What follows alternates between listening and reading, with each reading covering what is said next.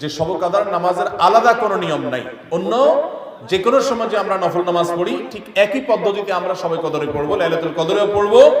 আমরা বিশেষ করে অনেকে মনে করি লাইলাতুল কদরের প্রথম রাকাতে অমুক সূরা এতবার পড়তে হয়, সূরা ফাতিহার পর দ্বিতীয় রাকাতে তমুক সূরা ততবার পড়তে হয়।